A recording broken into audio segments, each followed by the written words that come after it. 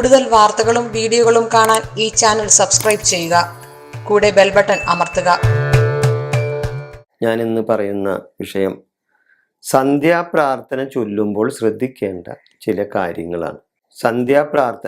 സന്ധ്യാപ്രാർത്ഥന മാത്രമല്ല, ഏത് പ്രാർത്ഥന ചൊല്ലിയാലും ചൊല്ലുമ്പോൾ ശ്രദ്ധിക്കേണ്ട ചില കാര്യങ്ങളിൽ ഉള്ള ചില സൂചനകളാണ് ഞാനത് ഇവിടെ പറയാൻ പോകുന്നത്. ഈ പ്രാർത്ഥന ചൊല്ലുമ്പോൾ നമ്മൾ പലരും ശ്രദ്ധിക്കാണ്ട് പോണ ചില കാര്യങ്ങളുണ്ട്. ഇപ്പം മത്സ്യമാംസങ്ങൾ കഴിച്ചുകൊണ്ട് നമ്മൾ പ്രാർത്ഥന ചൊല്ലിയിട്ട് ഒരു കാര്യമില്ല.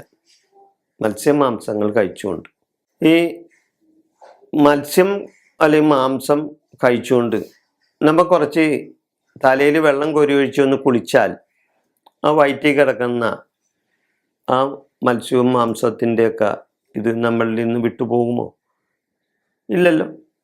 മിനിമം മാംസത്തിനാണെങ്കിൽ 12 മണിക്കൂറെങ്കിലും കഴിയണം ശരിക്കും ദഹിച്ച തീരാനായിട്ട്. അപ്പം അതുകൊണ്ട് പ്രാർത്ഥന ചൊല്ലുന്ന സമയത്ത് മത്സ്യമാംസവും കഴിച്ചുകൊണ്ട് ഒന്ന് പോയി കുളിച്ചു വന്നുകൊണ്ടും സന്ധ്യാനാമം ചൊല്ലിയാൽ ഒരിക്കലും അത് ശരീരശുദ്ധി ഇല്ലാണ്ട് ചൊല്ലുന്നതിന് തുല്യമാവും. അപ്പം അത് നിങ്ങൾ ചെയ്യരുത്. ചിലവരുണ്ട് ഉച്ചക്ക് മത്സ്യം മാംസമൊക്കെ കഴിച്ച് നല്ല മൃഷ്ടാന്ന ഭക്ഷണമൊക്കെ കഴിക്കും നല്ലതായിട്ട്. എന്നിട്ട് വൈകുന്നേരം ഒരു 5 മണി 6 മണിയാകുമ്പോൾ കുളിച്ചിട്ട് നേരെ അമ്പലത്തിലോട്ട് പോകും. വയറ്റിൽ കിടക്കുന്ന ആ മത്സ്യവും മാംസവും ഒക്കെ ദഹിക്കാണ്ട് കിടക്കണേ 2 മണിക്കൂർ 3 മണിക്കൂർ കൊണ്ടൊന്നും അത് ദഹിച്ച് തരില്ല. അപ്പം അത് വെച്ചിട്ടുകൊണ്ടുമാണ് നമ്മ നേരെ അമ്പലത്തിലോട്ട് പോണത്. കുളിച്ചല്ലോ, അപ്പം ശുദ്ധിയായി. കുളിച്ചു കഴിഞ്ഞാൽ എല്ലാം ശുദ്ധിയായി എന്നാണ് എല്ലാവരുടെയും വിചാരം. അപ്പം നിങ്ങൾ വെറുതെ അങ്ങനെ ചെയ്താൽ നിങ്ങൾക്കറിയില്ല അത് ചെയ്യുന്നത് തെറ്റാണോ ഇല്ലയെന്ന്.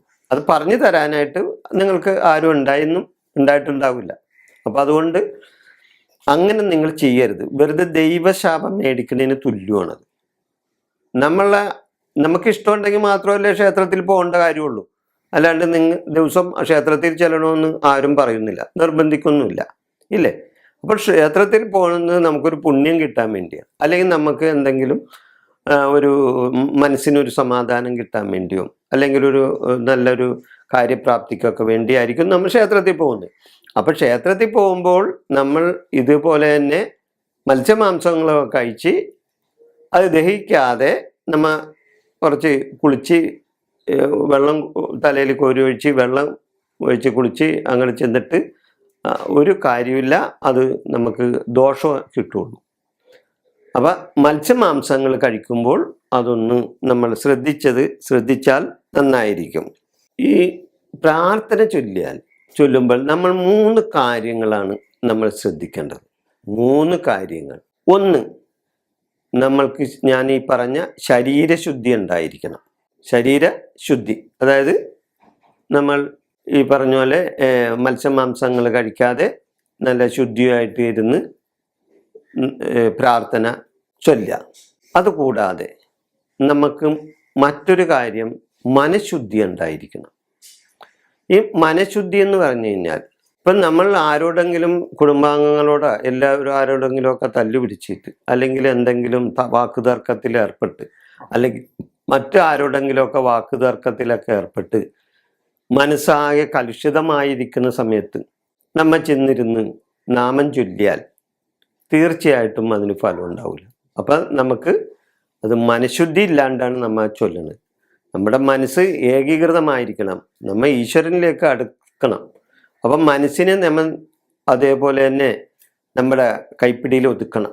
അപ്പം പല വിധത്തിലുള്ള ചിന്തകളായിരുന്നു കൊണ്ട് അല്ലെങ്കിൽ മറ്റുള്ളവർ വാക്കുതർക്കങ്ങളിലൊക്കെ വന്നുകൊണ്ടും അപ്പം തന്നെ ഇരുന്ന് നാമം ചൊല്ലിയാൽ അത് ഫലിക്കില്ല. നിങ്ങൾക്ക് മനഃശുദ്ധി ഇല്ലാണ്ട് വരും ആ സമയത്ത്. അപ്പം മനഃശുദ്ധിയോടുകൂടി ഇരുന്ന് നാമം ചൊല്ലാം. മറ്റൊന്ന്, പ്രാർത്ഥന ചൊല്ലുമ്പോൾ ആ സ്ഥലശുദ്ധി ഉണ്ടാകണം. നമ്മ ഇരുന്ന് ആ ചൊല്ലുന്ന സ്ഥലത്ത് ശുദ്ധി ഉണ്ടായിരിക്കണം. അല്ലാണ്ട് ഒരു അഴുക്ക് ഉള്ള സ്ഥലത്തോ അല്ലെങ്കിൽ അടിച്ചേം തുടക്കാണ്ടും ഒക്കെ അടിക്കലും തുടക്കലും ഇല്ലാതിരിക്കുന്ന ഒരു സ്ഥലത്ത് ചെന്നിരുന്ന്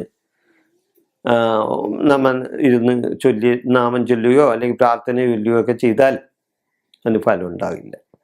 അപ്പം അതിന് ശുദ്ധി വേണം. അപ്പോൾ ഒന്ന് ശരീരശുദ്ധി, ഒന്ന് മനഃശുദ്ധി, ഒന്ന് സ്ഥലശുദ്ധി. അങ്ങനെ 3 ശുദ്ധി പ്രാർത്ഥനാ സമയത്ത് നമ്മൾ സൂക്ഷിച്ചാൽ തീർച്ചയായിട്ടും നമ്മൾ ചൊല്ലുന്ന ആ പ്രാർത്ഥനയ്ക്ക് ഫലം കിട്ടും. ഈ പ്രാർത്ഥനാ വിഷയം ഞാനിവിടെ അവസാനിപ്പിക്കുന്നു. നിങ്ങൾക്ക് നന്ദി, നമസ്കാരം.